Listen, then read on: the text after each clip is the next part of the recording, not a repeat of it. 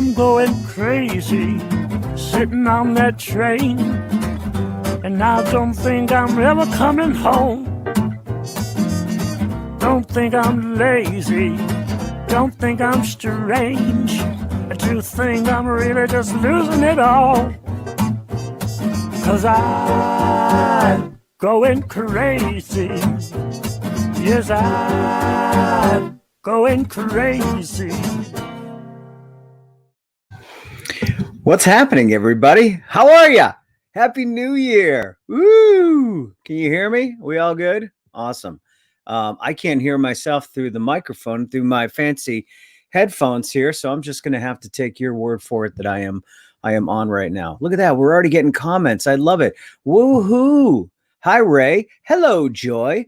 I want to say hi to all my New England Legend fans out there. Mike is on. Thanks, Bill Donovan, behind the scenes. Ready to come on in just a second so we can get our drink on. Yeah, I've got some New England Legends fans. Fans, that's such a dumb thing to say. Friends who are watching this right now. And thank you for, hi, Jen. Thank you for listening to the New England Legends podcast every week. Jeff and I have such a fun time doing it. We're coming up on 4 years, I believe. Paula, Happy New Year. And Happy New Year to you too, Paula. And there's Jen right there. Yes, I'm back, Jen. I took some time off. This seemed like a winter thing a little bit, right? Because we're all stuck inside on a Friday night. So I thought, what the hell? Let's bring it back. Let's talk to people. Let's do things. Look at that, right? She's right. I mean, what do you want me to say about that? Steve, what's up, man? How are you? Good to see you. So this show is just a little bit of everything. I've got guests on. Nadine Clifford from Connected and Inspired in Bellingham is going to do an art segment with me. I'm not very artistic, so we'll have some fun with that. Jay Pillarella from Rubber Chicken Comics and the podcast that we do on video on his Jeff. Yeah, thank you, Joy. Jay and a bunch of us do a fun little thing on Sunday nights. And that's through Rubber Chicken Comics on Facebook. We talk about our top 3, whatever. You can hear me through my laptop. That's a good thing, right, Bill? Bill's chatting with me behind the scenes. I'm going to bring Bill in just a second. Before I do, I'm still learning how to use this StreamYard thing. It's a little crazy and a little kooky. I want to say hi to everybody. Becky, my cousin Becky, here with the fam. Oh, it's the fam. Hi, fam. Hello, Helena. How are you?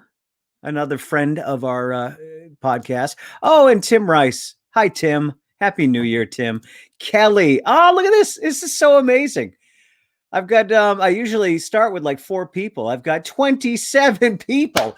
I mean, this is a high point of the show. And we've only had like 10 episodes. So thank you so much. I mean, tell all your friends about it. This is going to be quite the night. Could be you can hear me. You say I can hear you through my laptop. You know what? Let's do this. Let's just go right to our segment here with our good friend Bill. We call it.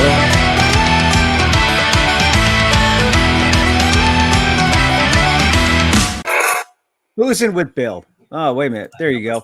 You know What's what? up, Bill? Do this. Let's just go right to our segment here with our good friend Bill. We call it. I heard that. I'm a little behind with you. Tell me when to kill it. Hey, what's up? Hey, how are you? Are we on time now? Can you hear me? Let's just go right to our segment here with our good friend Bill. We call it. I heard that. I'm a little behind with you. Yeah, I'm a little behind here. How about now? Hey, what's up? Hey, how are you? Are we on time? Let me try to re-log in. All right, do that. Well, that was fun. It's the first time we're doing this in months, so there's bound to be glitches. What can I talk about? Let's talk about Jack. I have a teenager at home.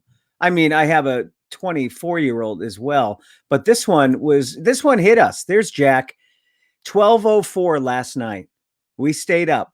Everyone stayed up. If you can see in the lower left-hand corner, there's Molly trying to stay awake.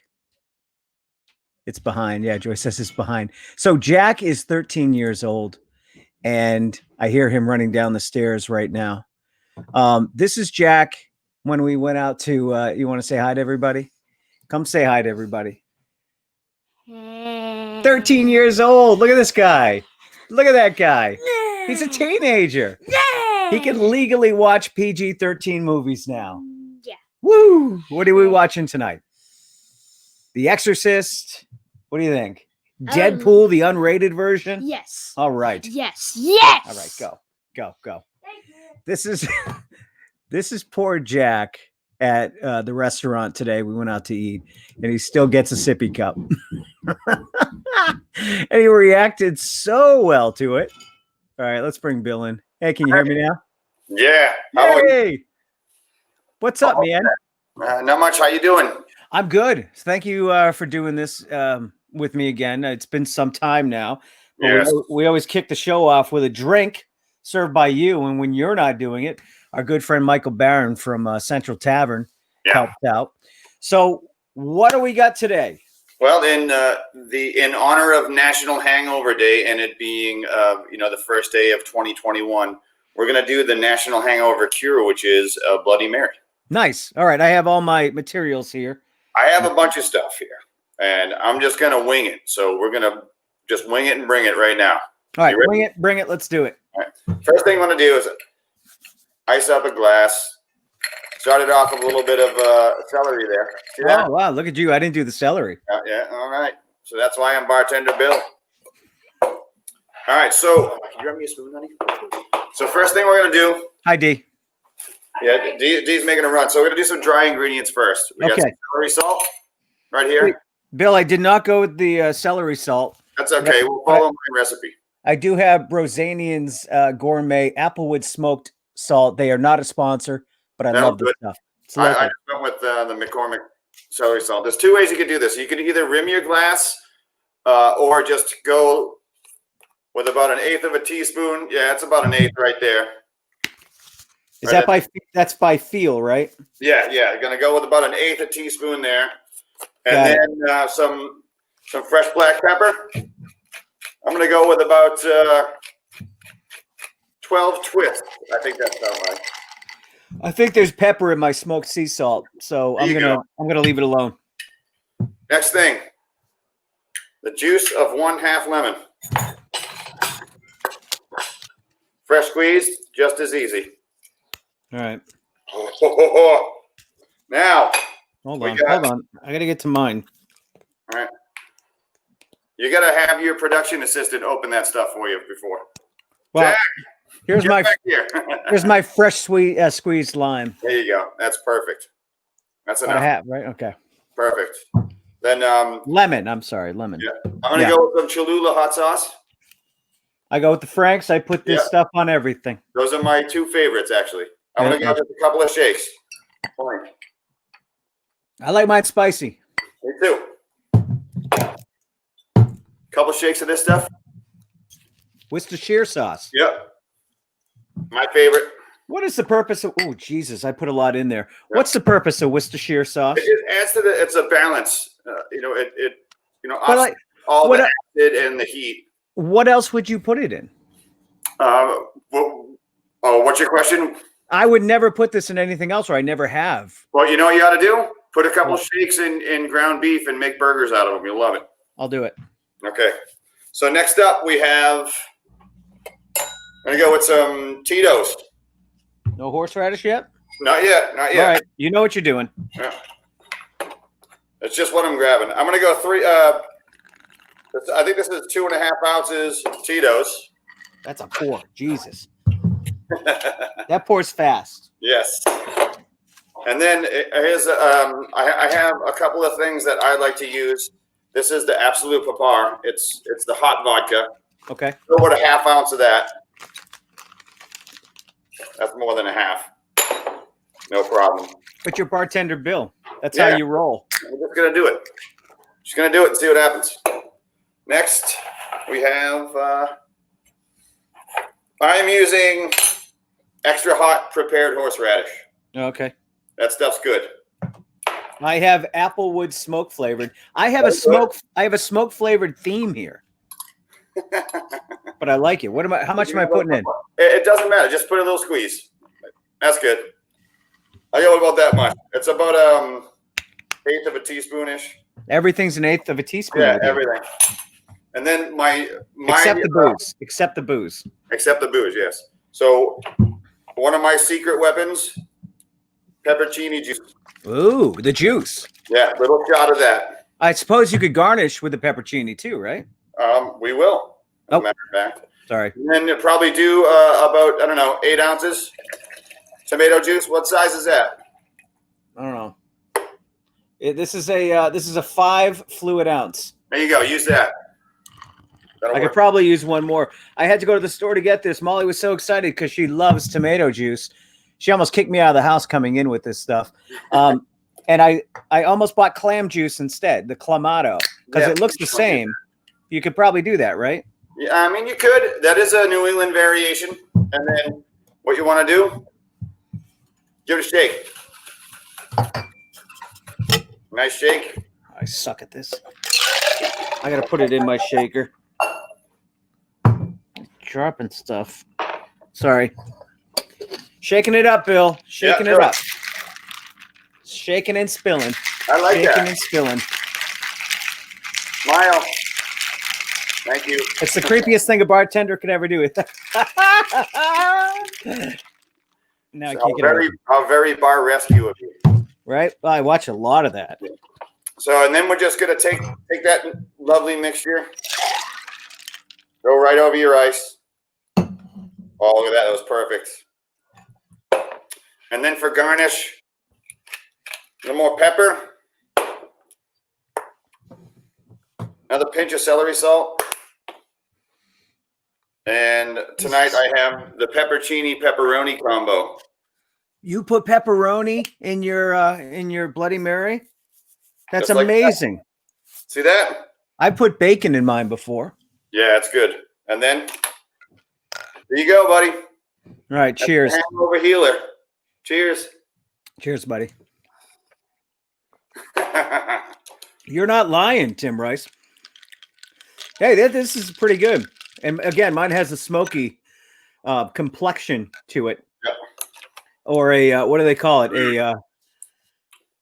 That's so good. It's perfect. Do you taste that? Okay. Bill, good job. It's perfect. Now, do you know the history of the Bloody Mary? I don't. You don't. Well, it started in France, in Yeah, Paris. I know this one's going to be history.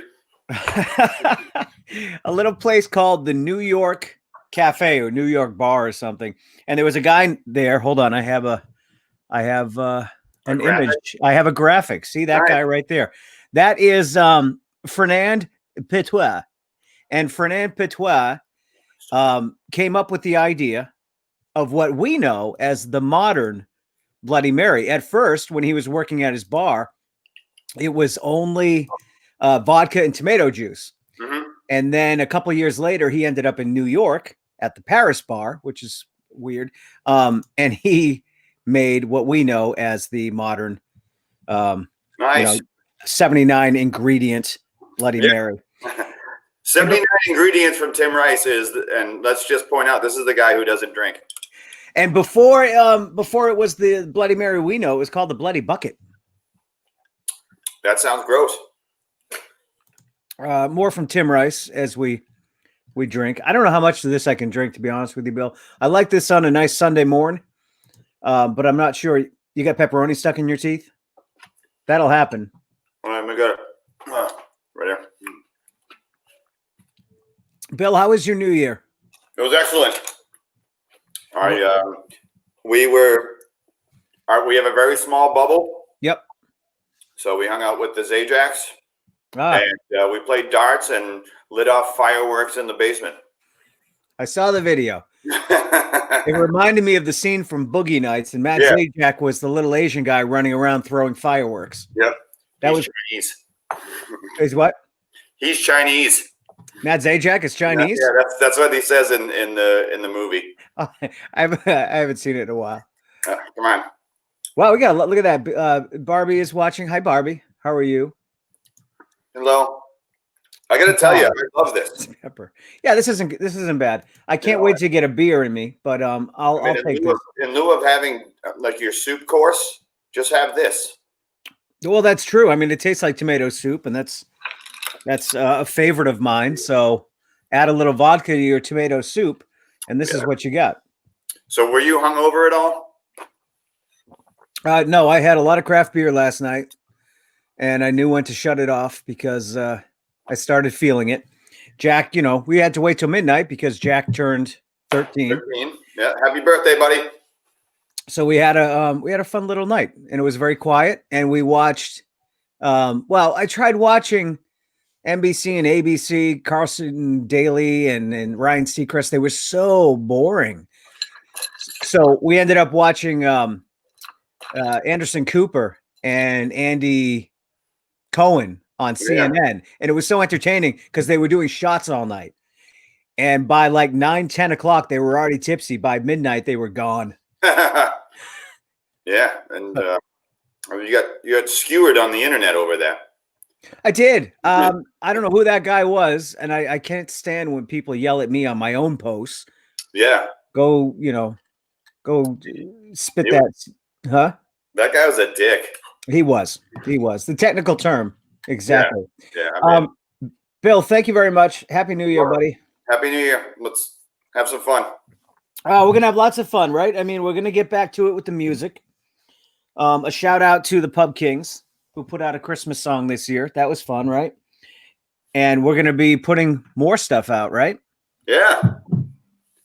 We're going to put together a compilation of songs.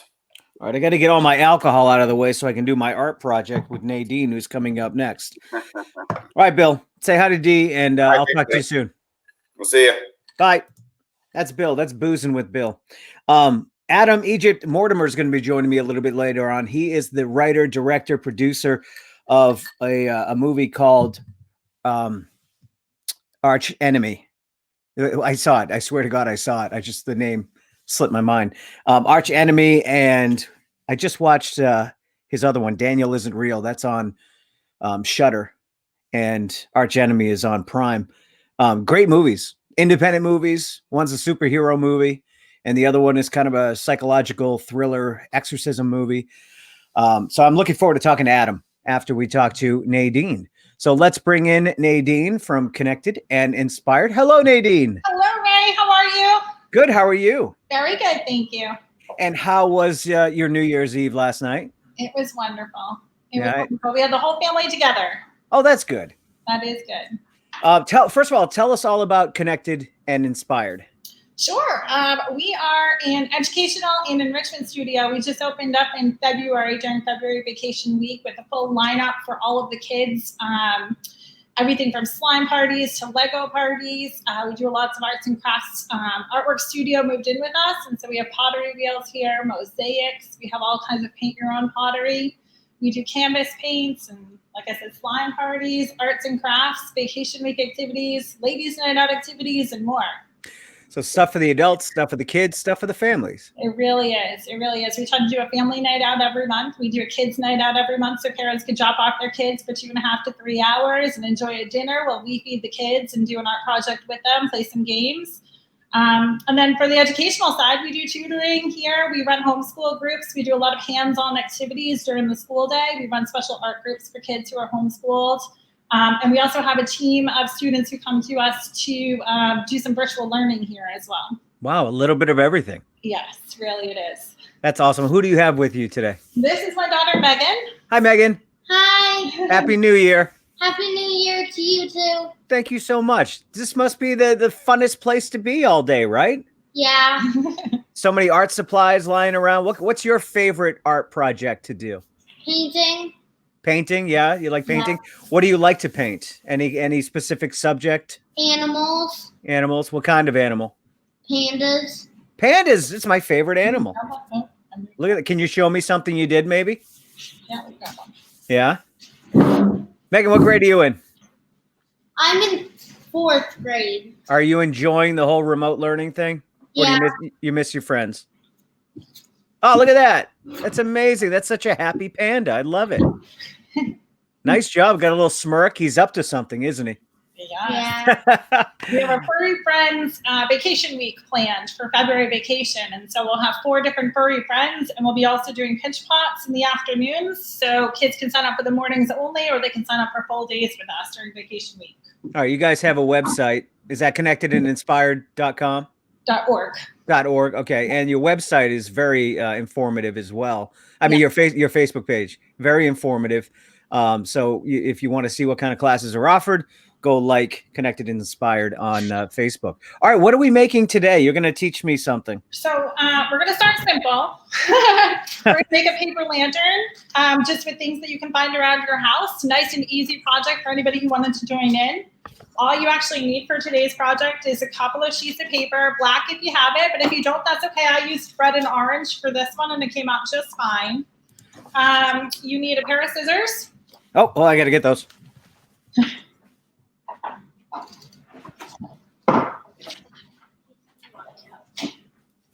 I'm always missing something. A glue stick. Glue stick, got that. You'll need a couple of sheets of tissue paper. Got that. And you'll need a template to design. So there's some different options. The easier the template, then obviously the easier the project. I had sent you a couple of different. Yeah, I printed the wrong way though. See, mine are smaller. That's perfectly okay. We're actually just going to cut a couple small things out, or you can even just draw it if you have a pencil. You can just do a quick sketch and then cut it out just for the sake of today. Okay. They can get pretty involved. People do some pretty crazy mosaic things in the background and mess around with the tissue paper and adjust the lighting and come up with some really unique patterns. But just for the sake of today, we'll do something pretty easy. I have just a really simple one. I don't know if you can see it. It's just a couple trees and a snowman in the middle. All right, nice and easy. And so to start, all we're going to do is take one of our pieces of construction paper and we're going to fold it in half. Okay. Got it.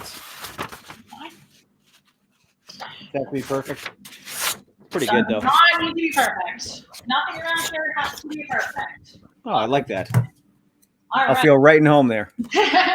Using your pair of scissors, you're going to cut about a 1-inch edge so that you're cutting out the center of the piece of construction paper. So it kind of looks like this when you're done. Oh, yes. It up and it'll make a frame. Hold on, I'm doing this all wrong, I think. The open part you want to leave face up, and then you're going to cut from the bottom towards the top. Oh, I got it. It wasn't that difficult. Hey, I've had a Bloody Mary already. That's okay. We have to come up to you over here. Pepsi, yeah. All right. All right. All right. Now, do you have a second sheet of paper, Ray? I've been framed. Yes, I do. Right. Awesome. So we're going to put the frame aside for now. We're going to come back to that in a little bit. And using a second sheet of paper, we're just going to hold it horizontally, place it down in front of us. Using our template, we're going to cut off. So we have just like a manageable amount of paper in front of us. You don't need a huge amount. Okay. If you use the template that I gave you, you might want to cut out just even like a couple of the trees. That'll be enough for now. Okay. These trees are. Oh, you froze on me. Hold on. You're frozen. Oh, I don't want to lose this. Oh, there you are. Hold on. Got me? Yeah, I got you now. Go ahead.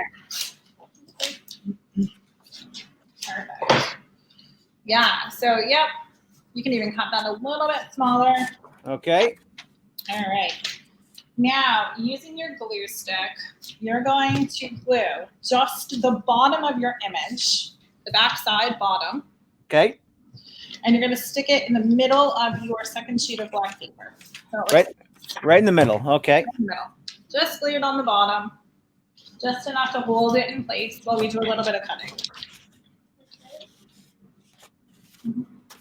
And really, you can make your own template of anything you want.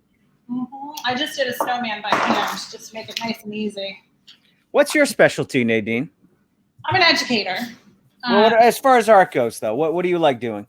I really enjoy the crafty part. I do a lot with mosaics. I do the fairy houses and the gnome gardens. I do a lot of the hands-on that require. I do tie-dye. Tie-dye is a specialty. Okay. I'm your slime girl. That was going to be the second option. There's a lot of slime around here. The kids come here to do the slime when their parents don't want them to do it in their house. So I like more of those things. We have the official artists come and do the paint parties. So I don't do any of the paint parties unless I'm a participant. I do a lot of the glazer and ceramics. Those are fun. Requires very little skill. It's very nice and relaxing. You just sit back and kind of paint away. And when it comes out, it always comes out beautiful. I'm going to make us a little bigger. Okay, that's better. Sorry. That's better? Okay. So yeah, anything that doesn't require too much painting or a lot of detail, I'm your girl. Okay. All right, so you should have something that looks like this, right? Yeah. Perfect. All right, right. So now all we're gonna do is we're gonna cut out the white section. We want to kind of leave a base on the bottom of our black. So when I cut, I'm gonna leave the bottom part. Do you see?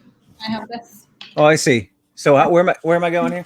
And then I'm gonna start cutting out my trees using my scissors. Again, doesn't need to be perfect for the sake of today's activity.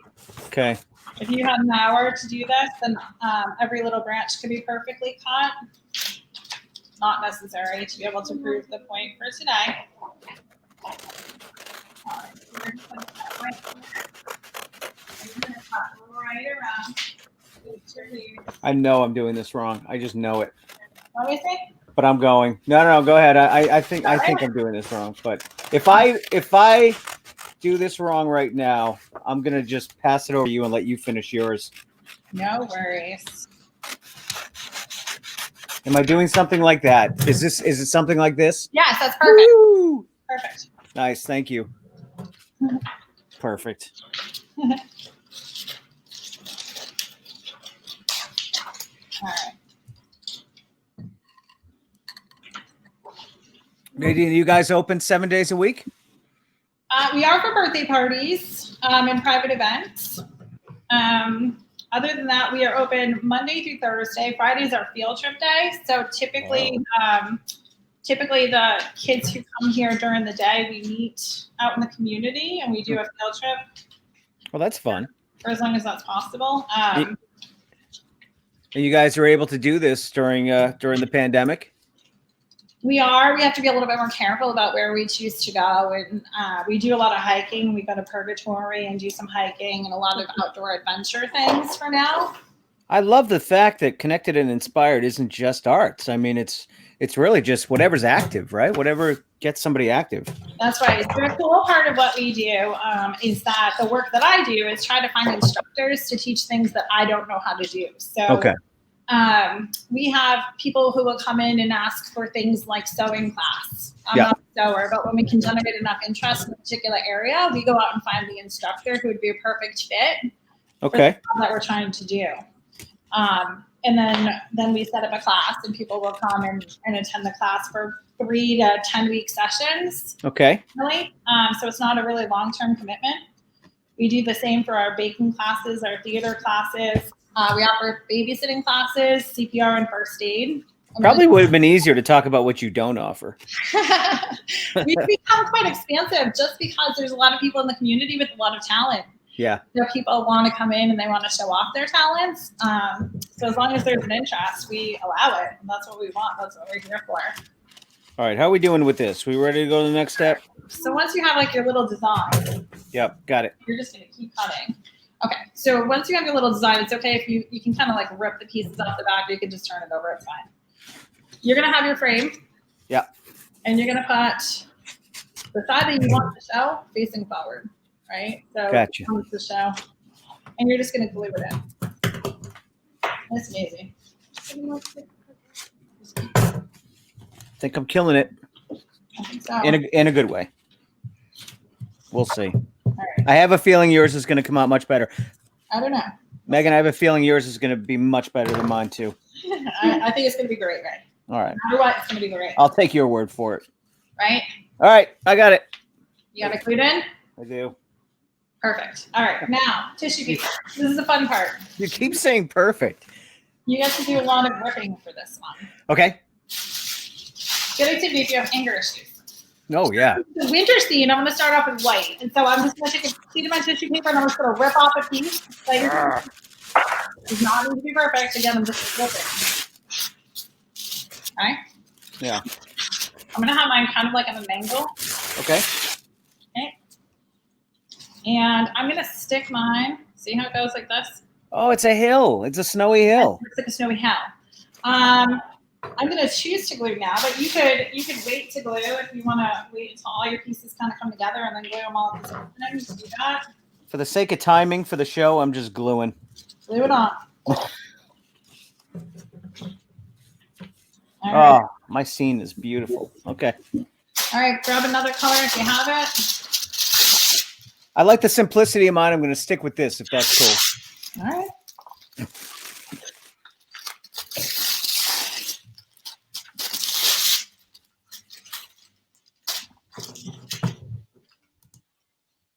All right. I'm just going to quickly throw on a couple. I think you know Jen. Jen's watching. Who's watching? Jen Altamonte. Oh, there were a couple familiar faces. Oh, she knows you. She says you're a tremendous blessing to the town. Really? Thank you. I appreciate that. Are most of our viewers from Bellingham or are they mostly from Milford? Both. Jen's from Bellingham, though. All right.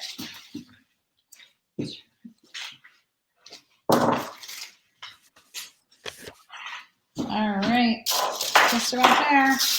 All right. All right. So I've kind of got my pieces just kind of in there.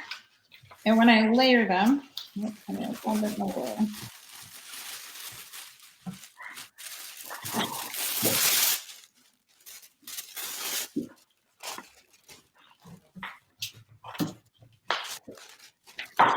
All right. How you doing, Meg? Good. Good. All right. What kind of cutout did you do? Oh, that's nice. Love it. Love it. It's a work in progress. All right. That's the story of my life. Once we get to this point, all we're simply going to do is we're going to roll it. Oh. It's not quite dry yet, so we're going to try to roll gently, but here it goes. And I'm just going to use a stapler to staple the top and the bottom. So much easier, right? Yeah. Stapler actually done. You know, okay. I'm going to use tape. I didn't bring my stapler, but I see what I could have done, and I'm going to hold mine, and then I'm going to tape it later. That sounds fine. See, boom. It makes a pretty picture. It's a little something like this. Yeah. But I have to trim. I got to trim the top and the bottom. And I also have to let mine dry, but this is kind of the gist of. I love it. So I see. So like the finished one. And then we're gonna put a like a tea light, not a fire. Don't put right. So if you just take like one of the little lights that go battery operated, please. Stick it right in there. It kind of flickers. Makes a cute little night light. Yeah, I love it. These are great, and you can do this with the family. And like you said, it was very simple to do. Mm-hmm. If I needed, like, you know what I needed? I needed 5 more minutes, and this would have been perfection. I agree. Next time. Well, Nadine, thank you so much. Thank you. I appreciate the opportunity. Connectedandinspired.org. Yes. And the Facebook page as well.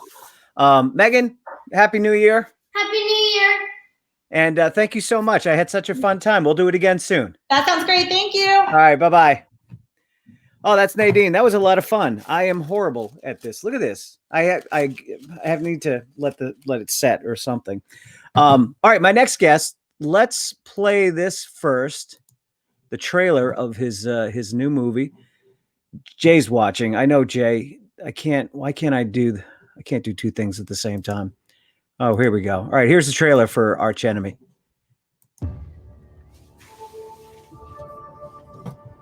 I used to sit on top of the highest buildings in Chromium and look down like a god. You still got them superpowers? The power to drink a fifth of whiskey and not pay for it. Dad was a storyteller. See? It's in our blood. I used to punch holes through space-time. Hey! Oh, you're the dude who says he's from another planet. You got superpowers, right? Come on, I just want to hear your story.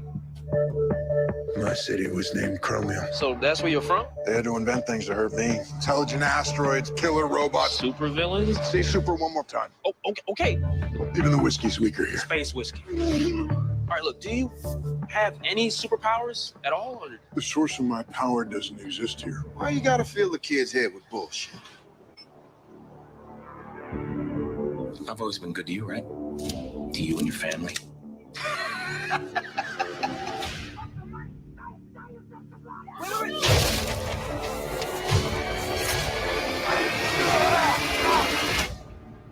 You're risking our lives to hang out with some homeless man? Max didn't have to do any of this to help us. They will find you and they will kill you. So what are we supposed to do? You fight the war. Fuck. Get Max Fist. We're gonna play a game! Where's my brother? You look insane.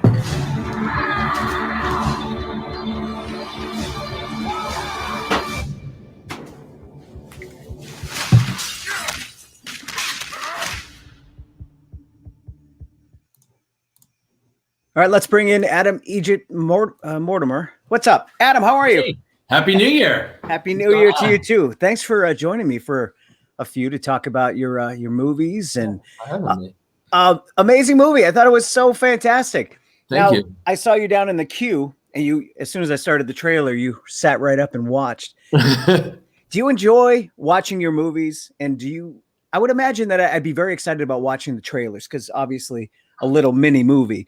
Do you still get excited about watching your stuff? I think that this trailer in particular, I really like. I think this is my third movie, and this time I think they really nailed the trailer. Like, I think it's really exciting. It kind of shows off a lot of what's cool about the movie. So I like this one. I've had trailers in the past that make me kind of cringe. So this one's been a good experience. I think between the trailer and the poster we did, which is a really cool, like, drawn style by an artist I like. That's been fun. As far as watching the movie, it's a real love-hate relationship. So on my last movie, Daniel Isn't Real, another great movie festival with that. I was traveling everywhere. I was in Florida, I was in Spain, I was in London, I was in Texas, and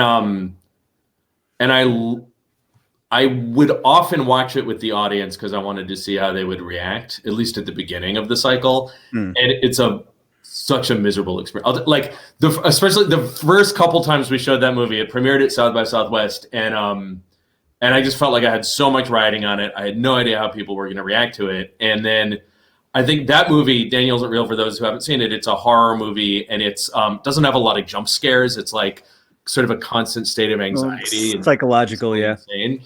So it's not a movie where there's a lot of reactions. And so, the first two times I saw it, I was sitting there in a packed theater, and it was just dead silent all the way through.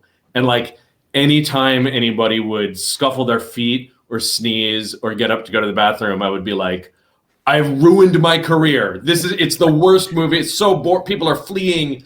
And then the movie would end, and then people would cheer, and we'd do a Q&A, and lots of people would start talking to me about, like, oh my God, I was so tense the whole time, and saying these really positive things. And so it took me many times of seeing the movie with an audience to understand that people liked it, but it was a really miserable experience. And I don't think it was until like 8 months later when it premiered finally in Los Angeles at a festival we have here called Beyond Fest at a big, huge theater. And I was like, you know what, at this point, I'm confident people are like it. I can enjoy it. And I would often stick around to watch the movie when it played in a really nice theater like that one, or, we played it in an IMAX screen in London. So that was always exciting.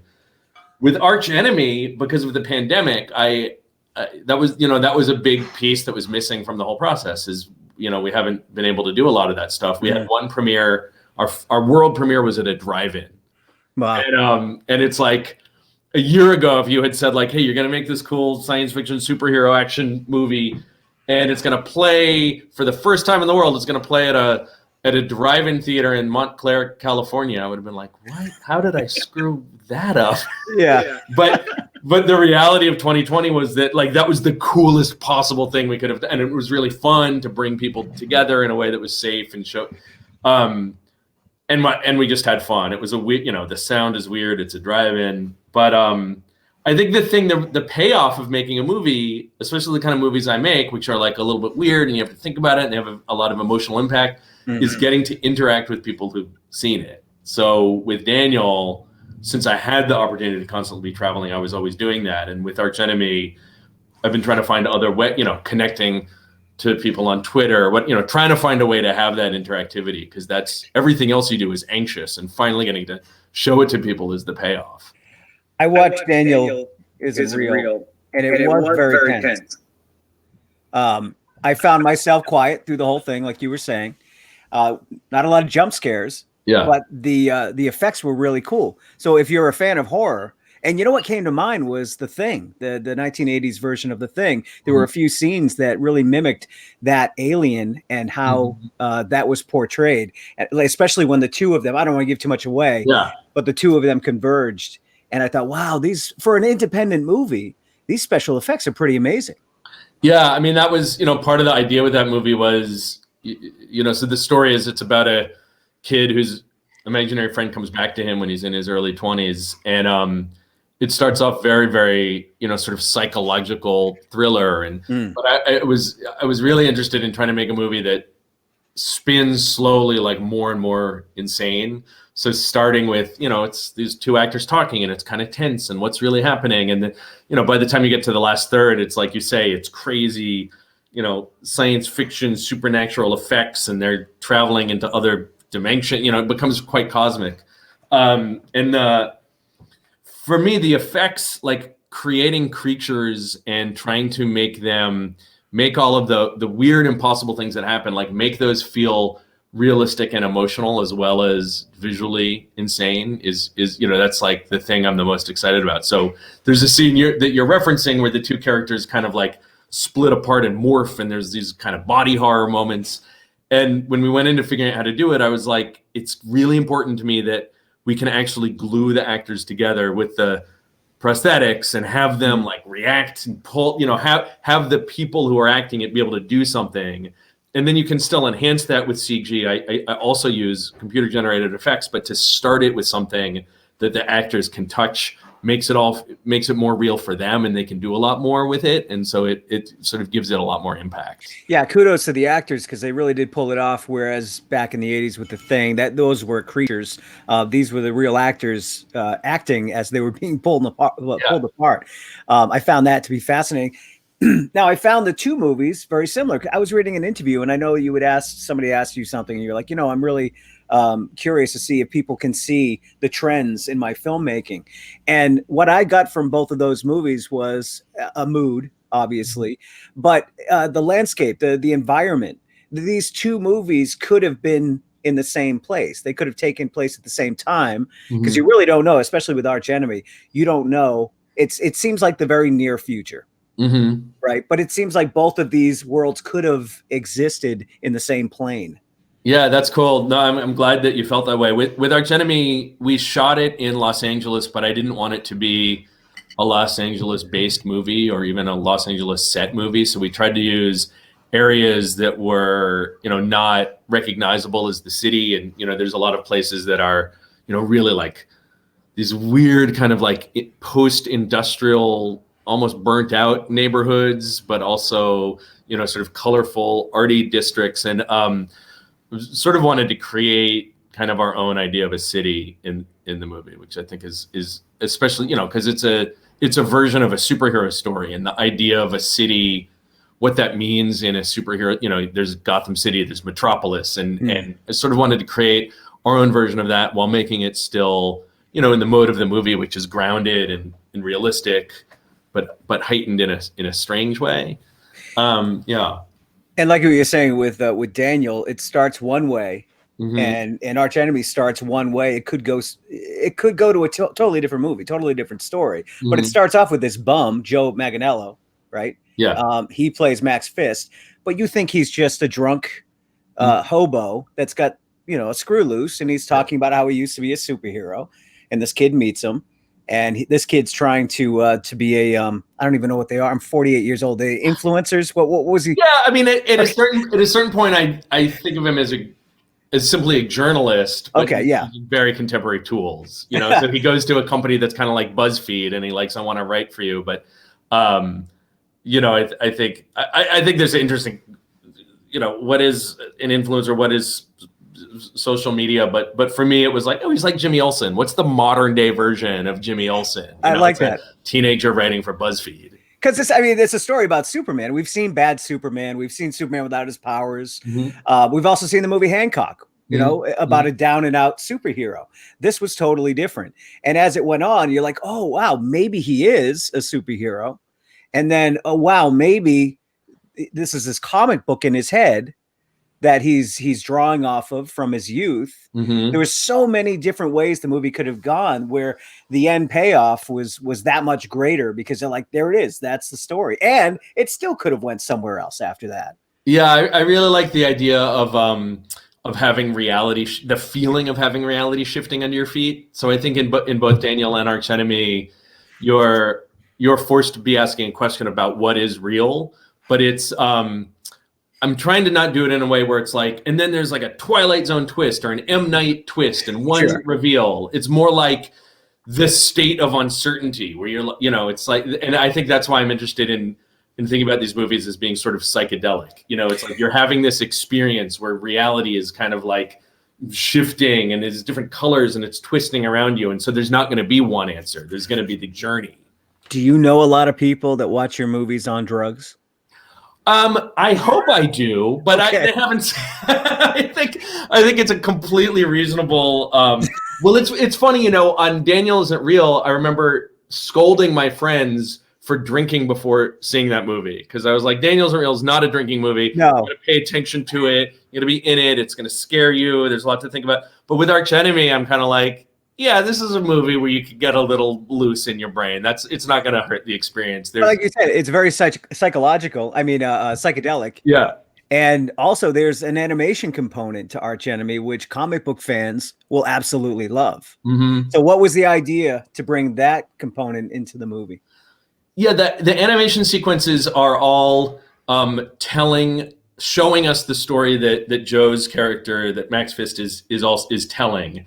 And so it's his superhero adventures, but it was important to me to present them in a way that it would feel like, are these dreams, or are they made up stories, or are they hallucinations of a madman, or are they actually adventures in another dimension? And so they had to feel really differently than the rest of the movie. Like if we had tried to shoot them, I think, realistically and made cool CG world and people flying, it would have felt too real.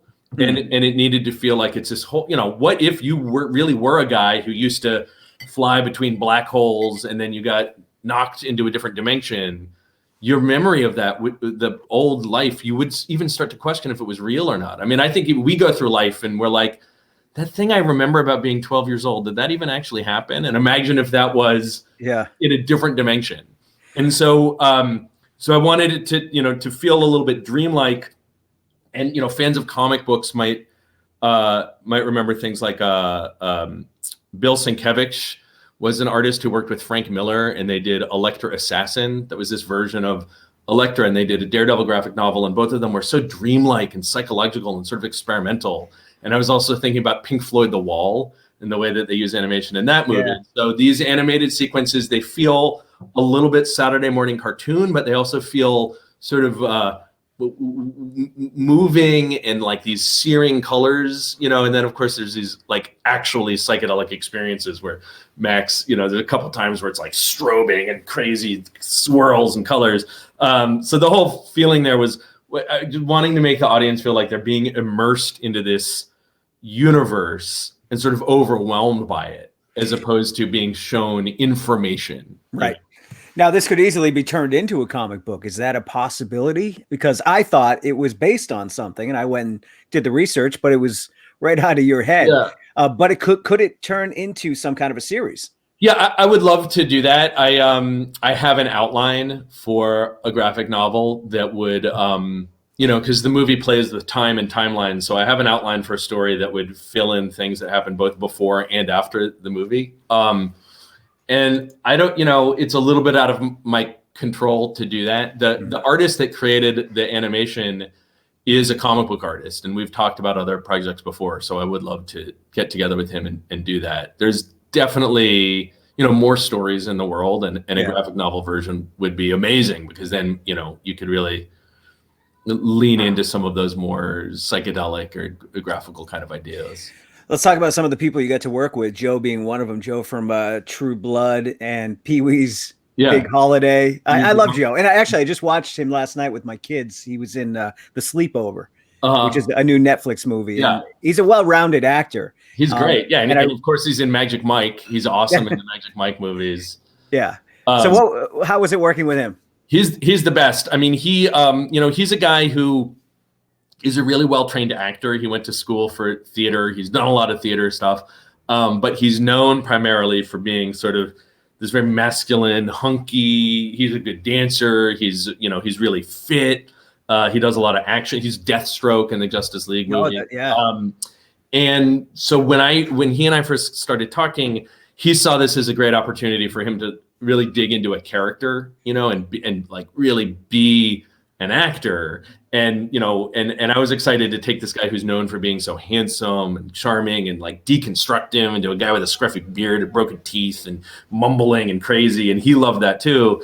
So he really attacked it, like he really went, he plays a guy who is living in a tent under a bridge and is an alcoholic and does meth. And Joe went out and found a guy to be his meth consultant. Like literally, he found somebody who's now in the like rehabilitation field, but had a long time ago been a homeless meth addict. And so he worked with Joe on like, here's what it was like for me when I would wake up in the morning and try to, feeling sick and trying to get drugs and so we had him on as a consultant, and like that's Joe really wanted to create the reality of this character. Yeah, which is my thing too. It's like no matter how insane things start to get, you want the characters to feel real. You want the actors to take it very seriously. So he was a wonderful partner on it. And then of course when you get into the action, he just loves doing his own stunts, and he's slamming people around and throwing haymakers and He's teaching everybody how you properly hold a gun. No, it was a great chance to see him open up as a true actor, because again, we don't get to see that in Deathstroke obviously a great actor, but he did spread his wings. It was fun watching him try to explain to the kid Hamster what about his homeland and his powers that he had, the frustration, because Hamster didn't really buy into it at first. He wanted him to tell the story, and then kept calling him a superhero. I just watch the movie. We don't want to give too much away. And then you had two funny individuals I absolutely love. Glenn Howerton from Sunny. It's Always Sunny in Philadelphia. Yeah. And then Paul Scheer, who is one of my favorite comedic actors of all time. He was in The League, and you see him everywhere. Yeah. Let's talk about Paul first. Paul was still funny because he played this twitchy drug dealer guy. Yeah. But how do you turn Paul into what you turned Paul into? He had a tattoo on his head. Yeah, I know. Well, I think that scene that Paul Scheer is in is, I've heard feedback that's some people's favorite scene in the home. It's really like a moment, it's a special surprise that he shows up, and then it's a totally insane scene. When I wrote it in the script, it was my favorite scene. And Paul, people like that, I think when somebody is that good at being comedic, and this is going to be true for when we talk about Glenn Howerton as well, it's like there's something about them that's going to make them a great actor. I think the same is true of like pop stars. If you ever see movies that Mick Jagger is in, like Performance, he's amazing. Yeah. People who like have a certain kind of thing can do the other thing really well. And I was lucky because Paul had seen my previous movie at South by Southwest and loved it. So it made it easy for me to come up to him and be like, I've got this totally insane scene with this totally insane character. Would you do it? And he was like, hell yeah. And I think one of the things that's wonderful about Paul is he's so good at improv that even though for the most part in the scene, he's sticking to the script, he is using everything around him to make it insane, right? So yeah, the character has he has Jesus or no, he has genius misspelled on his forehead. He's got a waffle that's like dripping with money. He's got like the most absurd tattoos, and he's, you know, it was always in the script. He's only wearing bright red underpants, tight red underpants is his costume, and snakeskin boots. And you can see in the scene, he's just using everything. He's incorporating the snakeskin boots. He's incorporating the tattoos, like all of the pills he's crushing and all the bottles he's drinking from. Like he lives in the moment and tries to extract as much entertainment as he can for everything that's going around him. And then also, because of the nature of the scene, he can become quite menacing. So it was just a great day. It must have been great for him too, because that he really stretched as an actor in that one scene. Yeah, I love the idea of people seeing Paul in the movie and just realizing he can do something totally unexpected that you hadn't known about. And, you know, I would love, you know, I hope they should cast him as like the Riddler in the next Batman. Yeah. And Glenn Howerton, who is, I mean, he's really been connected to Sonny forever. Yeah. So we don't get a chance to see him in a lot of other projects. He had a great, the show, AP. Yeah. AP Bio. AP Bio. Love that show. Yeah. But in this movie, he plays the bad guy. Yeah. Comedic. And you would hope that you'd get a little comedy from Glenn. And we did. He brings the comedy and he brings the menace, you know? Very menacing. Yeah. I've been a fan of It's Always Sunny in Philadelphia since the first season. Oh, yeah. So it was amazing for me to meet him. Do you remember the first season, the first couple episodes? Charlie wasn't what Charlie became. Oh, yeah. They all turned everything up to, I think as the years have gone on, they sort of understood like, oh, like Dennis is a sociopath. You know, Charlie is a complete, I don't even know what, you know, like the other guy, you know, Mac is a narcissist. Like they were just kind of normal people that were a little bit scummy. And by the time you get to season 8, they're all archetypes of psychosis. I think Danny DeVito really helped with that. Oh, Danny. Yeah. He's the best, right? That one episode where he crawls naked and greased up out of a leather couch. I mean, I remember seeing that and being like, this might be the greatest thing I've ever seen on TV. Right. And so now you're going to get Danny for something. Oh God. Yeah. How great would that be? And you know, Glenn was a similar sort of situation as Joe, where he was like, I got into acting actually as a serious dramatic actor. I didn't really think of myself as being comedic. And then I started doing this comedy show and it took off and apparently I'm really good at being funny. So it's like, you know, he was looking at this also as an opportunity to be like kind of a different thing. And I remember one of the first things I said to him was, you know, if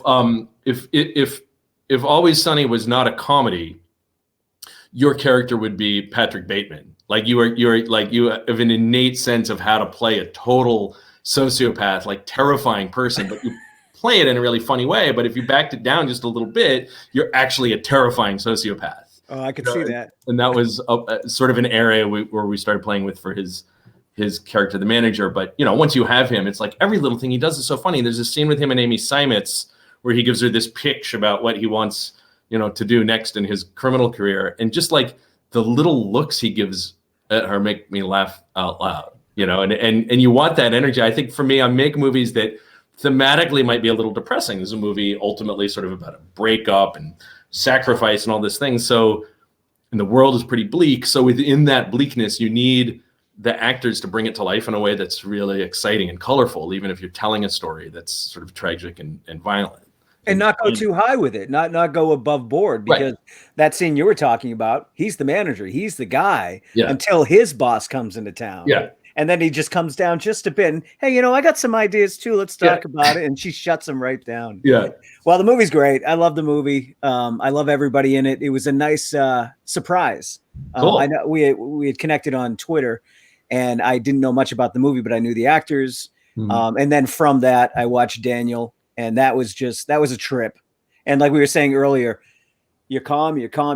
All of a sudden, and it's not quick. Yeah. It's this elevation of terror and tension that might last 3, 4, 5 minutes without really going anywhere. You know what I mean? Like you set this scene where everybody's tense, something's happening, and then it comes down, you get to relax a little bit, your heart rate goes down, and then it comes back up. But it was fantastic. Anything in the works? I mean, COVID must be taking a hit on you. Yeah. I mean, you know, what was really nice for me, super fortunate, was that we finished shooting this movie right before the pandemic. So I spent a really long part of the beginning of the pandemic working on the edit and, finishing it. So I was actually quite busy and didn't have to suffer quite as much as everybody else did. And now, I have another script I've written that's a horror movie that has to do with witches. And I'm hoping that that'll get financed. But the other thing that's been really lovely is that with these couple movies, sort of establishing, like you say, like they have a feel, you kind of get a sense of what I do as a director. So I'm starting to meet more people, more writers, more producers who say like, oh, I see what you're doing. And like, would you want to do this? So new projects are coming towards me, which is the first time that's ever really happened to me. And so hopefully really exciting things will happen. I don't, but you don't know, but I do feel like within the next year, I'll be shooting something else that, you're always trying to figure out how do I do better or different, but I feel like I have this world view or, sort of approach to what I think is exciting about filmmaking that I want to explore, hopefully, make it just a little bit bigger each time. Well, that's awesome. I mean, it must be nice. People are coming to you. So you do have that, you can lay back just a little bit. And finding collaborators is the wonderful thing about filmmaking. It's why I'm not a novelist. I would just be so lonely and stressed out. And the thing that's wonderful about filmmaking is you get other brilliant people coming to you, whether they're the actors or somebody who wrote a script or, producers. And that's the thing that I get the most excited about is working with other people who are brilliant and who can help me make things cooler, Well, keep making cool stuff. It was great talking to you. And thanks for the movies. I always thank everybody I talk to for giving us these little artistic pieces. And, it's a nice escape, especially in 2020. We needed these escapes. Right on, man. Thank you so much. It was really fun talking to you. And I'm glad you got to check out the movies. I appreciate that. I hope to talk to you soon. Take care, man. All right. Take care, Adam. Bye. Archenemy. Great movie. Joe Manganiello is so much fun to watch on screen with whatever he does. I've always been a fan. Deathstroke. I mean, come on.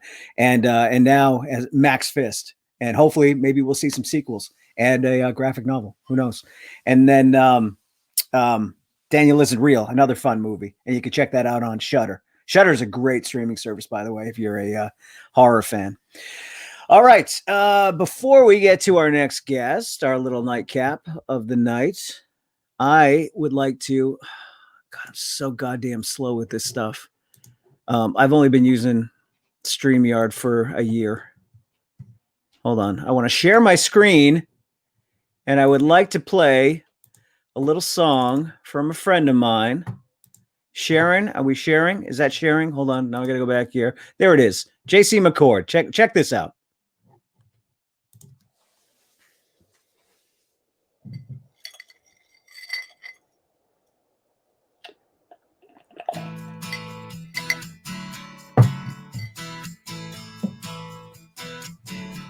Let's get it.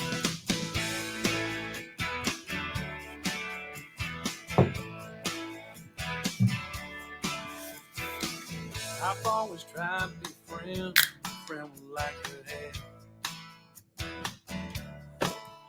Help you up when you're down, show up when you need a hand. That's just the way I was raised, that's just who I am. I'm living the good life, best as I can. It's that state of mind that gets easier to find. I get what I give and I give all I can. My favorite moments are the ones we share. I like having some fun on Saturday night, singing Amazing Grace come morning light. I still got a few bad habits, but I'm living the good life. Living the good life. Ain't no kind of hero, just an ordinary guy. You ask my wife, she'll say, Lord bless me try. I work real hard all day and come home at quitting time. I wouldn't trade this good life for nothing, and that suits me just fine. You don't need to go far when you're happy where you are. I get what I give and I give all I can. Our favorite moments are the ones we share. I like having some fun on Saturday night, singing Amazing Grace come the morning light. I still got a few bad habits, but I'm living the good life. Living the good life. And each day I wake up early to watch the sunrise. Seeing something that beautiful really opens my eyes. Oh, yeah, yeah.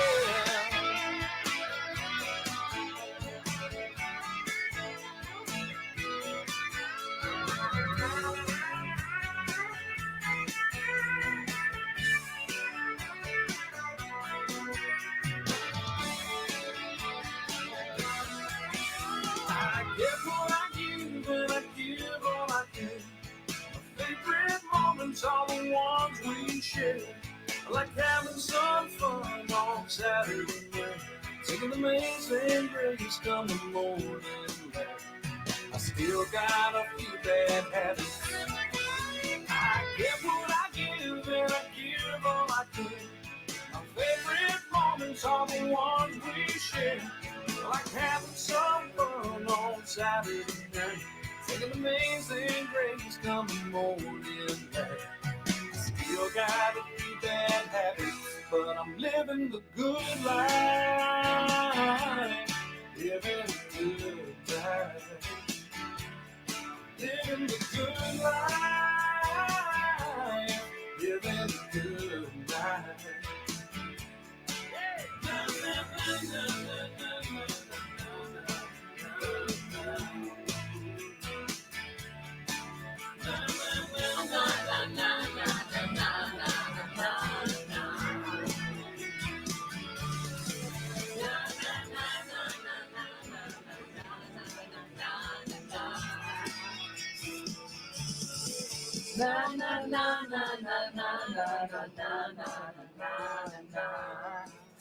Cheers, everybody!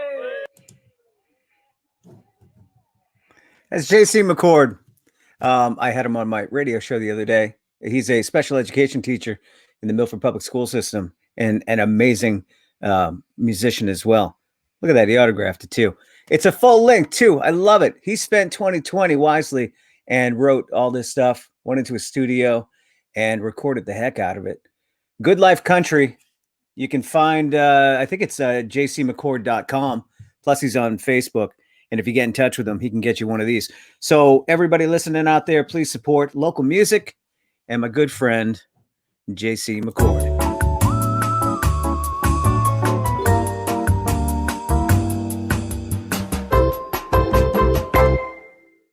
Ooh, it's my nightcap with Jay. What's up, Jay?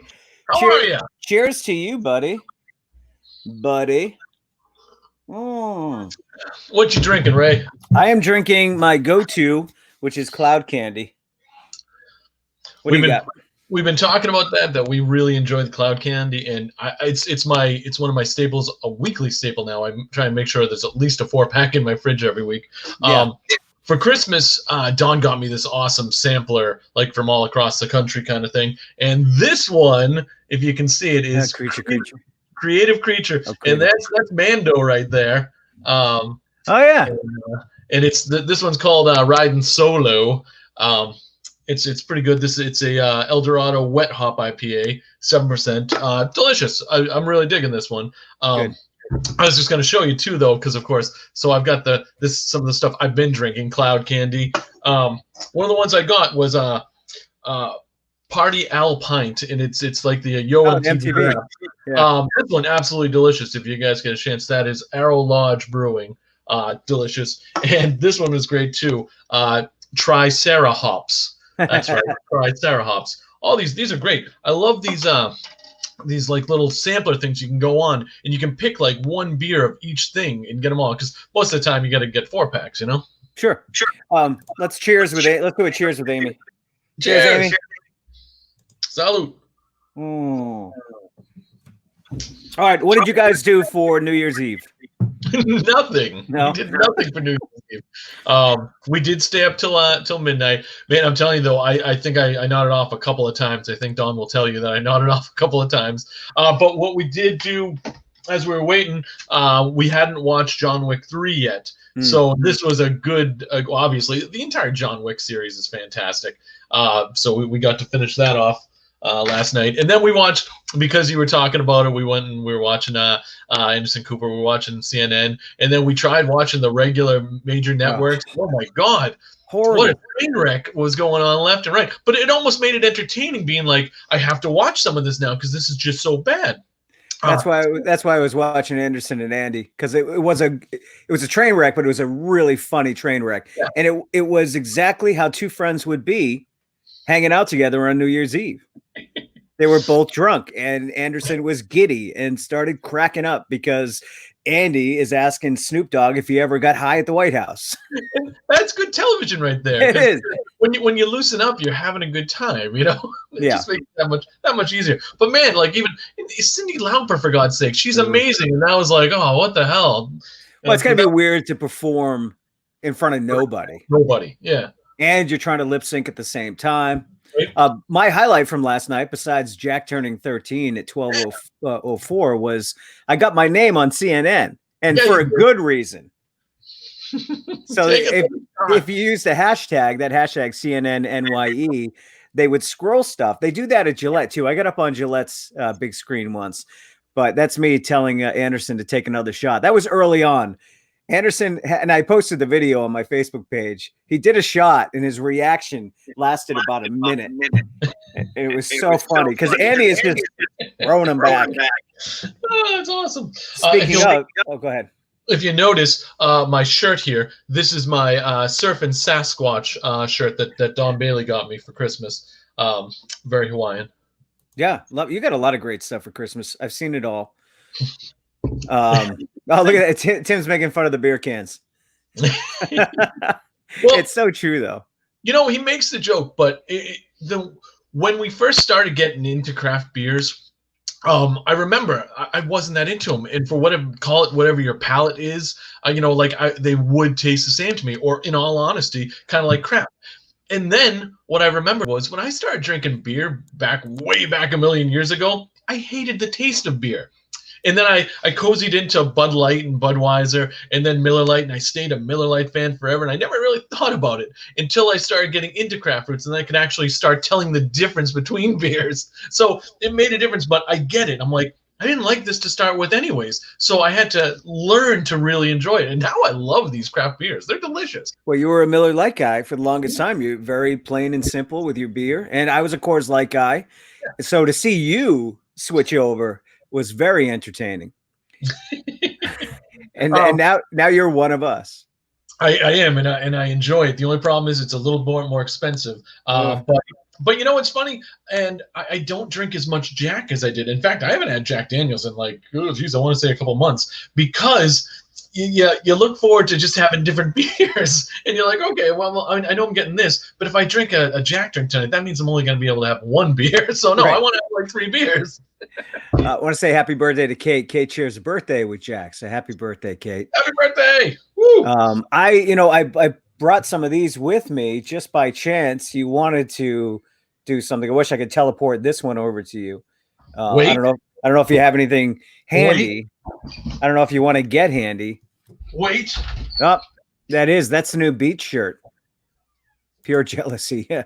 Raylene, you're the one that hit me to my name being on there, and then I switched over. That was very cool. Thank you for pointing that out. All right, you got it? Oh, nice. Oh, you know what? I got an idea. What? Hold on. I want to try to do something. Okay. First of all, I gotta bring this down. Bring it down. I brought. Where the hell is the comments? I'm sorry. I'm gonna pass this over to you. So somehow you have to receive it. This is gonna be amazing. I don't think anyone's ever done this with Zoom. Okay. Are you ready? You know what you're gonna do? Yeah. Okay. Here you go, Jay. Okay. Thanks, Ray. Look at that. Hide it. I don't know if that works. One more time. Well, why don't you send it over to me from your left hand. Oh, that's a better idea. Right hand to your right. Okay, ready? Yep. That's my left to Here we go. Yep. Oh, that was amazing. Right? All right, I'm gonna do the Jack. We should have planned on practicing today. Cheers, buddy. All right. Boom. I don't mind. I always feel weird drinking out of these because from time to time I do put it in a glass with ice. I don't want people to think I'm a dirty hobo. No, just like what's his name, Manganiello in Archenemy. You got to watch that. We have not seen it yet. Honestly, me and Dawn watched the trailer the other night, and I'm like, "Well, Jesus, we got to watch this." And she's like, "Yeah, that looks great." So that's. You'll also like that other one, the Daniel Isn't Real. I got to get Shudder. I don't have Shudder yet, so I can't believe you guys don't have Shudder. I know. The horror fans that you are. But the cool thing is on all the other streamings, there are so many good horror movies out there that I kept putting it off. I just kept putting it off. I've watched everything, Jay. I know you have because you don't sleep. But we're going to watch it probably tomorrow night. And the reason why we're not watching it tonight is because a certain new series hit today. It did? Season 3 is streaming right now on Netflix. So we're going to be a little preoccupied with some Cobra Kai. I'm shocked you didn't know that, Ray. Oh my God. I had no idea. I just saw that WandaVision is coming out in 2 weeks, 2.5 weeks. Yep. I saw the 19th or 18th or 19th. That's what I saw today. Yeah. I mean, middle, whatever. Later on in January. Somewhere. It falls in the calendar. But it was like so for Cobra Kai, they even did this whole little marketing thing where they had Johnny Lawrence on his computer being like, comes out the 19th or whatever. No way, and then they changes it to the 1st, and everyone's like, yeah. All right, so Allie with an eye. Yes. Was sort of in the I can hear it. I'm sorry. Throw me off. Was sort of in the finale. Yes. But I haven't heard much about her being in the third one. What do you think? I'm going to almost guarantee you she's going to be in there. Okay. Did you watch what's his name? The Olaf's reunited together? Oh no, I didn't. Jeff Gad. Josh Gad. Josh Gad. So I always love those. They're great. He did a Karate Kid one, and it was funny because he's talking to Ralph Macchio, and Ralph's like, "Well, I can't really do that right now, Josh, because we're basically doing it on Cobra Kai right now. That's the whole reunion thing." But in this reunion, they brought back like everyone, and one of the first people is Elizabeth Shue. So the fact that she's on this reunited apart kind of thing. If she wasn't in season 3, I would be pissed. I mean, come on. She's got to be in season 3. I thought it was an odd choice of Josh to do that, seeing we've already had the reunion. Every interview they do now is a reunion. Basically. All right, what's coming up on Chicken Chat this Sunday night? What's coming up on Chicken Chat? I don't know. What are we talking about? Oh, look at this. Look at what Don Bailey got me. That's so cool. This is a fantastic back patch that's going to go on one of my denim jackets. That's right, my denim jackets. Don got me this absolutely awesome back patch. I don't know, what are we talking about? We're talking about why am I so? No, it's because I got all these different lights that I got in behind me. Because I go to anger. Okay, go into anger. Dun dun dun. Oh. I'm so angry. I like LEDs. I love neon. I love stuff like that. So if I can ever be portrayed with it behind me, I like to do that. That's all. But I have my ring. I have my light ring. So now I'm still presenting very well. Hold on. We can see you. Yeah. Let's not say you present yourself well. I present as well as I possibly can with a light ring. I learned that from Tim. It's not a good light ring, but it's an awesome light ring. It's a good thing you have that shirt on, because that speaks volumes of your personality, and I dig it. Yeah. Oh, hell yeah. What are we doing on Chicken Chat? We're talking about our top, I think the top movies, top music, top things that actually came out in one of the worst years ever. So we're talking about, best music. Yes, presenting. I present very well. Thank you, Don Bailey. I love this part of the night because it's basically our closest friends and loved ones that watch the end of this show. They've already seen the fun stuff and the good actors and writers, and then this is the ass end of it where I just come on and I drink with my good buddy Ray. Bill made Bill. Well, you were here for Bill, right? I was. I saw. So you've been drinking all night. Good. I keep forgetting to drop this off. So now this is going to be your Christmas present. Nice. So that VHS on VHS. Yes. By Brian Bosworth, the Boz. So as far as 80s action movies go, and we'll probably do a top 3 of this, but it wouldn't make my top 3, obviously, but it is probably my top 15. It's great. I mean, there's so many of those. If you dive down that rabbit hole and start looking up action movies in the 80s, I'm sure there's a billion of them that you forgot about that you're going, forgot about that one, forgot about that one, forgot about, and they're so good. I remember I used to go to the video store, and you basically just started on one side and went all the way down each night. You know, it's like, I'm going to try this one. Remember when we were all, I don't know if you were, but I was in a huge ninja era, and I would just get every single ninja movie that they had, and it was awesome. I was big into Bruce Lee, too, for a while. He only had a handful of movies, but all the Bruce Lee stuff is awesome. What's Tim saying? Let's see. You guys, hold on.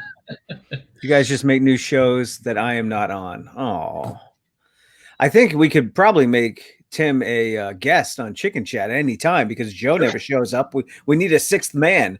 We do. But also, I think I'd say that this summer, when things are safer, I think we'll be able to jump back in the truck at least for that's the big show. That's the one everyone's waiting for. Yeah. So I'm gonna say let's aim for the summer, and if not, we'll go for the fall. But and if not, we'll get the fall guy on here. And either way, that's gonna be good. Do you think I could get Lee Majors on my show? Now, yes, I definitely think you could. When he was on Ash versus the Evil Dead, maybe not because he was still pretty huge again. But now I'd say I don't think he's really doing anything at the moment. So yeah, why not? I've been having a great time hunting for interviews. Oh, I'm sure. And it's been neat because it may not mean something to everybody out there. It's not Ben Affleck. It's not Steven Spielberg, but Adam Egypt Mortimer is a guy doing shit. He's making movies, and I find that pretty amazing.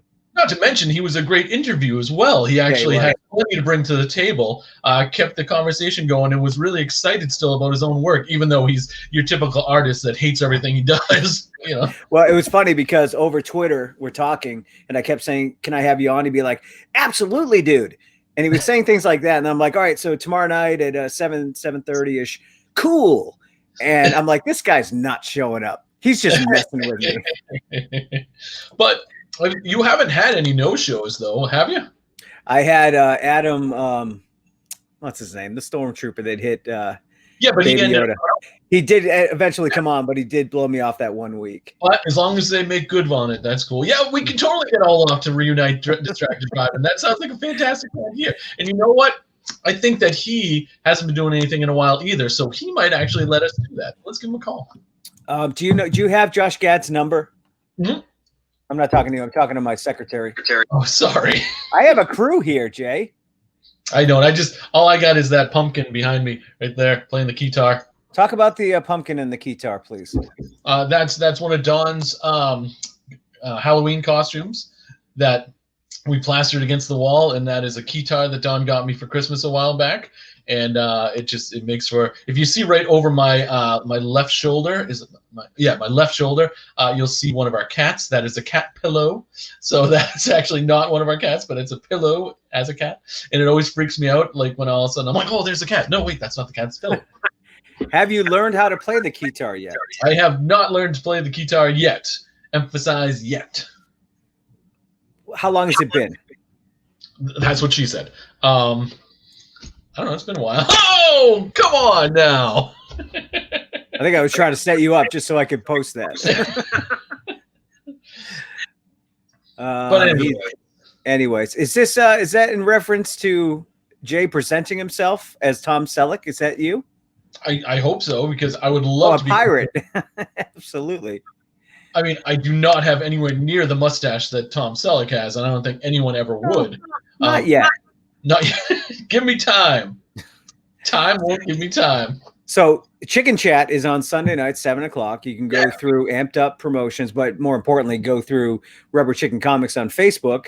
And that's where you can get the stream. And we talk about our top 3 favorite. And you know what? I love you guys because I run the, I try to run it the best I can. I'm a little slow. I like how, like, we'll be talking about something, Paul go, and then and then this and then, and go, Ray. And I'm supposed to play a video, and I really got to, like, set shit up. Anyway, I want to thank you guys for not just talking about comic books. I have a love for comic books, but it's not my forte. And the show became more about pop culture. Yeah, well, I mean, that works because everyone only has a limited amount of what they can talk about. And to be honest with you, I mean, if we did just a complete show like for an entire year on music, we could have easily done that. All of us could have. But that's why I like tossing everything in there. It's pop culture. That's the best way to do things. We talked about concerts, our favorite concerts, and that one we wouldn't shut up on that one. Well, that's what I'm saying. If we had 2 hours, we do have. It's not like we're limited to any amount of time. But after a while, I'm like, okay, when do we stop? Because I could have gone through that book and talked. Everyone's asking the same question right now. By the way, when will they stop? Probably. But it was so much fun. And Maury, yes. And it's funny because I talked about Creed. I went to go see Creed like 4 times. And I know people just think Creed's a joke, but man, they were so good in concert. The best part was you could see how Stapp progressed through the years. Like the first time we saw him, he's up there on stage with his shirt off. The next time his shirt's just like open. The next time his shirt's on. The next time he's wearing a winter coat. I mean, that's those are all autographs. I got to touch Scott. Not inappropriately, but I did touch him. What do you think of that, Maureen? There he is. Look at how hunky he is right there. He's like the dollar store Gavin Rosdale. That's what he is.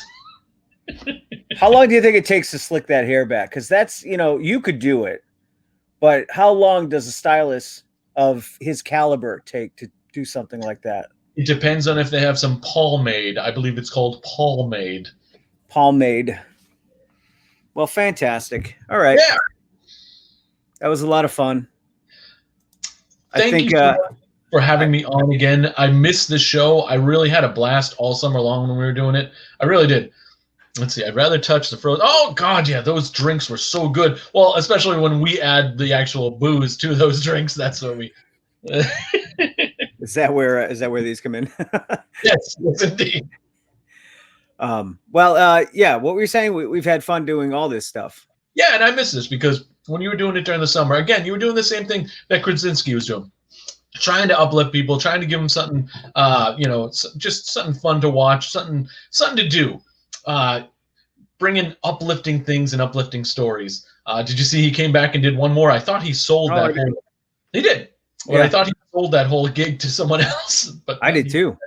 And a lot of people gave him a lot of guff. Yeah. For that.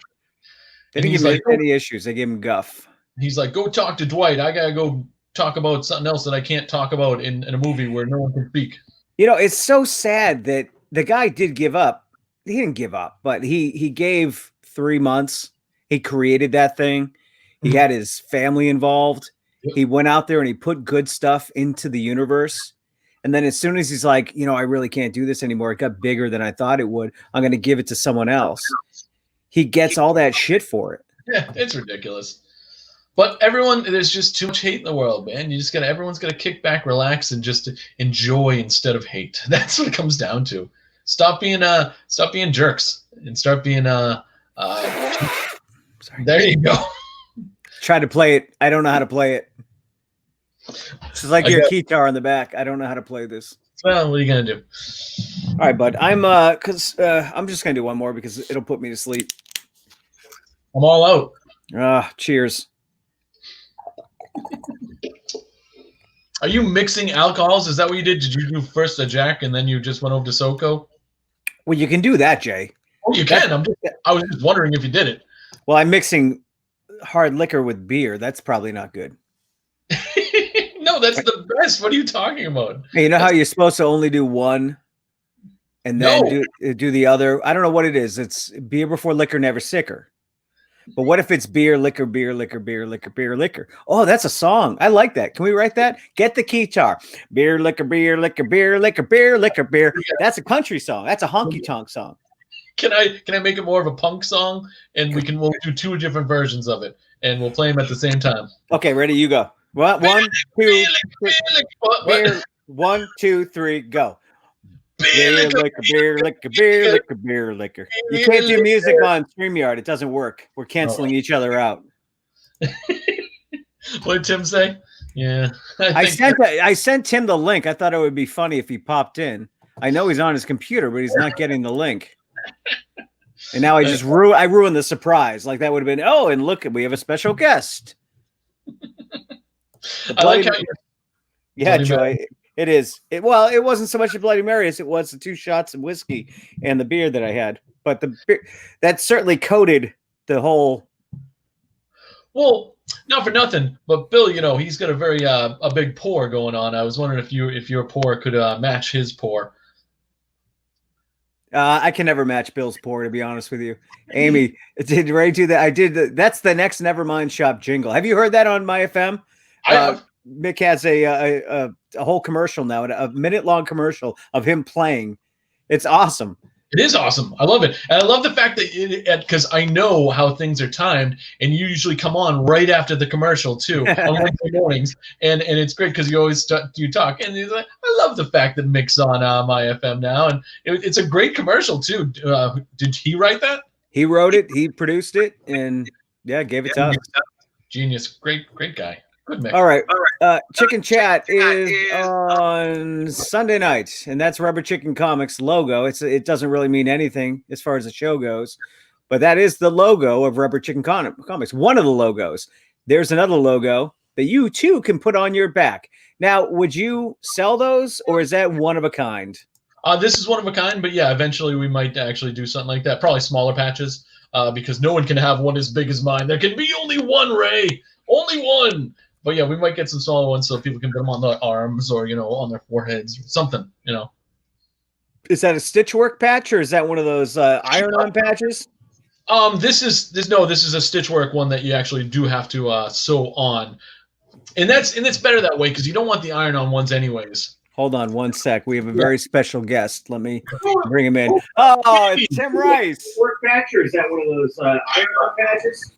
Oh, this is a stitchwork. So loud over there. I had to turn the TV off because we watch you on the TV. Oh, wow. That's why I didn't get your message. How are you? How are you? Not that's my answer. Oh, So tell me about TRP's New Year last night, the New Year's Eve thing.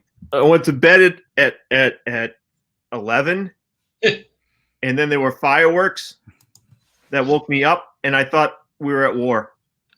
Did you really think that was? I woke up out of sleep like that's gunfire. That sounds about right. You didn't expect anything else. It was no war. I instantly went to gunfire because it was a lot of snapping and popping. I figured the war was going to start eventually. 12:01. That's how I started 2021. I think you were thinking of Inauguration Day. That's where, if anything is going to happen, we're not that day. We're not even going to make it. I love it. You know what's crazy? So Tim talks about, Tim doesn't drink. He doesn't drink anymore. It's mainly because of me, and I don't drink any less. And I feel horrible about it. But at the same time, I woke up this morning, New Year's Day, with no hangover. Now, I am not a fan of hangovers at all, but waking up on New Year's Day with no hangover seemed very weird. So I guess that just accompanied the whole 2020 kind of thing where things are just topsy-turvy. It was 3 years ago yesterday that I stopped drinking because of you, Jay. White Russians. So that was at the Tradesman. They were White Russian. It wasn't your fault, Jay. It was Carcione. No, it was my fault because every time I saw you without a drink in your hand. Now, mind you, if you would just put your drink down somewhere, I'd say, Tim doesn't have a drink. And I'd run over. I'd be like, we need another White Russian. So, boom, then I hand you. Oh, thanks, Jay. That moment when you were running over to get me a drink, that was when Carcione was on his way back to give me the one he just got. And the issue before that was White Russians at my birthday party. 7 years ago? Yeah, I was going to be an astronaut. That was your 40th. Because we were astronauts were playing. Yeah, they couldn't be an astronaut. And you were, in my mind, you were an astronaut, and you were the most amazing I astronaut. remember stepping on some little girl saying, and I got right in Antonio's face as he was singing, "I want to be an astronaut." And then you guys were on the other side of the bar going, come back over here. And then he kicked you right between the legs and you saw stars. Yeah, that's. You became one. I wish I had a bottle or something. I have nothing. All right, Jeff. I get my wife's sippy bottle. All right. So what? I don't think any of us have been home. Probably, as far as I've known you guys, it's been at least 8 years that we haven't been home on New Year's Eve. Is that right?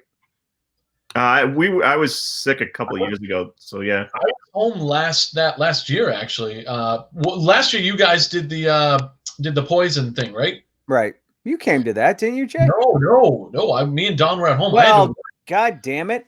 I had to work Wednesday morning because it was actually our big day on that Wednesday morning, and so it's always a big day at Rubber Chicken Comedy. I was thinking about though, if we knew that that last year was my last New Year's Eve, no offense, I don't think I would have gone to the poison thing. Okay. Damn, I was thinking that today. I'm like, had I known, like, it's more the venue than the. Oh, I get it. Well, the venue's closed. So you can say whatever you want about it. I don't want to be mean to people who have deceased last year. I haven't been home in a while. I'm either playing or I'm with you guys. So it's been a while since I've been at home. It was nice. We stayed up. We watched CNN. We watched Andy and Anderson get drunk. I didn't have to watch any TV. I just watched your posts. I was okay. All right. Hold on. Isn't that what Facebook is for? No, it's fine. I didn't have to watch anything. I just watched your post, and then I watched people from Pennsylvania get really angry at you. Oh my God. I don't even know how I became that guy's friend. You have a lot of people that you need. That's what I did last night. That's how I spent my New Year's Eve. I cleaned out 350 people off my Facebook page. Did you actually did that? Yeah. I really, the first couple you get like, oh, that's sad. And then by 350, you're like, I got to find more. Like, and it just, the family's gone, mom's gone, everybody's gone now. Oh, that's sad. No, it's not. How is Barbie? I said that like I'm concerned about her. I don't know why I said it like that. Is Barbie okay? I'm fantastic. How are you? Okay, good. I'm good. Good. I'll tell you this Barbie much. Rice. I missed not being able to drink with Barbie this New Year, so that's what I'm saying. Oh, I missed that too.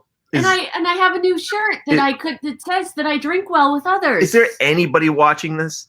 Yeah, we have 11 people watching.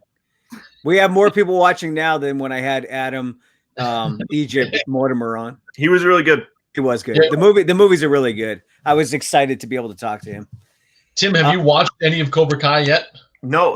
We're gonna watch it as soon as this thing ends. You gotta wrap it up. I talked to Rob, and Rob told me that he's like, it's still good. The third season's still just as good. I'm like, awesome. I love to hear that, because I was worried. You hear it goes over to Netflix. You're not sure what they filmed prior to or after, but I was so happy to hear that it's still just as good as the first season. Did he binge the whole season in one day? You can easily do it. No, but Rob needs things to look forward to. He should stretch it out. Casey's watching it right now. In Memphis. Oh, with her daughter, Memphis. That's a cool name. That's a good name. I like that name. I like that. Brady and I went to Memphis during our trip, and it's such a cool city. Beale Street. I would like to go to a place. Well, we always talked about doing a weekend in Vegas. I mean, in Nashville. But any place, Ray. I would like to go to any place. At this point, yeah. But it really could be Nashville or Memphis. I would highly recommend either one of those for our little group. I would like to be walking in Memphis. Yes. Life is a highway, Jay. That's a different guy. It seemed right. Been there all night. It has been fun. I'm drinking with you. Oh, been here all night. I thought she's been in Memphis all night. Like, that's cool. No, if you drink all night watching this show, of course it's going to be fun. It gets better and better. Cheers, Joy. Mm. All right. I don't want to brag, but I think I'm killing Jeff Belanger's little speakeasy show.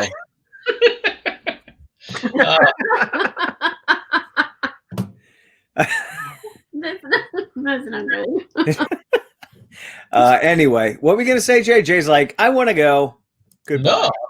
No, but after this is done, I'm going to go grab myself another brand new beer for me to drink, and we are going to tear the hell out of some Cobra Kai. Who's your favorite character from Cobra Kai? Lightning round. Barbie, go. Johnny. Yeah. Right? Right? I waver. Sometimes it's Danielson, and he's cool, but then it's really Johnny at the end of the day. Daniel's sometimes your favorite character? Well, I mean, I'm nostalgic about that. I think he's douchey. Right? He became such the. Oh, he did. Right. Well, that's where I go back to Johnny.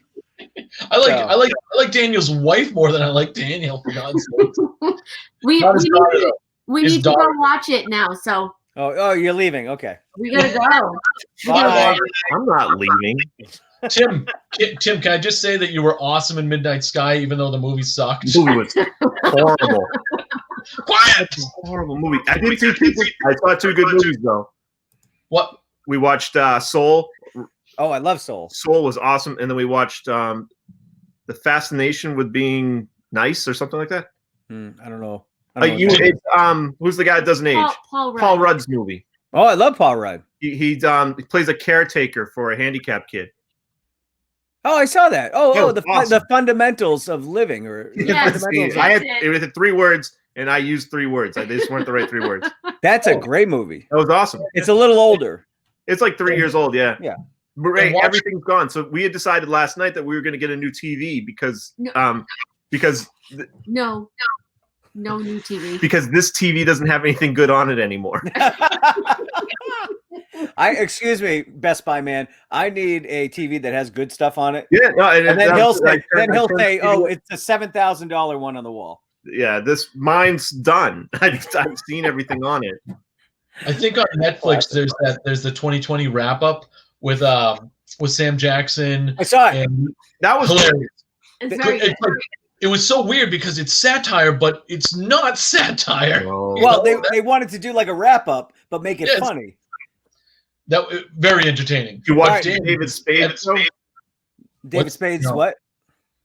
David Spade also has a wrap up show. Oh, I haven't seen that one yet. It's horrible. I made it 5 minutes.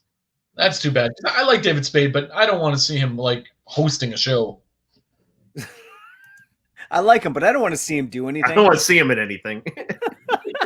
All right, so the big question, and this will be the last one: Wonder Woman 1984. Horrible. Not a question, but just a statement. Horrible. Right? Jay, you haven't seen it? Wow. Because we kept getting bombarded with so many bad reviews that I was like, Don, why don't we wait a little while, and then when we watch it, we're gonna have so low expectations. Watch it. Don't not watch it. We're gonna. But it's not. I mean, the first one was kind of cool. I love the first one. It's just so poorly written. So I don't want to give anything away. But there's nothing to give away. I didn't understand it. Well, we had to pause at least 10 times to explain to each other what was going on. Whoa! You have to watch it in a team, so everybody gets part. Yeah, you pay attention to this, and then you tell me what happened later. So there's a part where she figures out who she is and what she can do and all this stuff, and she's whipping through the sky. Now it's like, okay, I get it. This is great. Should be a 30-second little clip here. Half hour. It lasted about 5 minutes. It's like, why they keep showing her whipping and look what I can do. I can do this. Because I don't want to give anything away. But it was something that, and every scene was like that. Like at the end with the guy with the whip and wind everywhere. That lasted way too long. There wasn't enough action. There was way too long of a movie. It was just poorly written, no plot. I talked to Jay about the other day. They didn't show it to somebody like that. They haven't shown it to somebody. Well, I asked everybody I was watching. I'm like, how can they make a movie at that caliber and not realize they have a piece of shit? Right. If they edited 35 minutes out of that movie, it's a better movie. Yeah. And Chris Pine is a delight. I love him. And I thought he was decent in this movie. The acting wasn't bad. Hold on. Don't watch it. I'm not putting it on. Bill and Ted was good. Yeah, that's the last movie Jeff saw. I don't think I think Jeff's being sarcastic. Yeah, he isn't didn't like it. Remember, at the end of it, we watched it in my barn, and he got all. This is horrible. Jeff's another one. Jeff's another one I gave the link to, and nobody's on Facebook. I wasn't on Facebook when I didn't. But you're watching on the TV, but you don't have to go through Facebook. There's a app on my TV called Facebook Watch where I can watch videos. You know what? Enough of you and your chocolate. Chocolate. All right, now we only have misfits that are watching this right now. All right. Now it's time to go watch Cobra Kai. Now it is time. Now is the time. So Tim, we're looking at a more summer questions. reunion. We're just looking at a summer reunion. We'll see what happens. I'll do the show again. I know you will. I'm just saying we're looking at a summer reunion when we can all actually go into a truck again. Scared. That's all. Look at how young we look. I wore that hat. Everybody picked on me when I bought that hat. I like the hat. I have one of those hats. I'm afraid to wear it because everyone picked on you when you wore it. Oh shit! I love that hat. Dom DeLuise called and he's like, "Give me back my hat." Carcione said something. Pillarella said something. Yeah, they all picked on my hat. I like it, Tim. Thanks, Ray. That was Portsmouth. Yes, it was Portsmouth. That's how they remember how bad it was. That's a horrible trip where Tim got that hat. So Joy gave up, but her kittens are watching. I'm gonna go watch Cobra Kai. Goodbye. All right, let's go watch some Cobra Kai. It was awesome tonight. Thanks, Ray. Thanks for joining us. Thanks Great show, Ray. Yeah, thank you. Bye, everybody.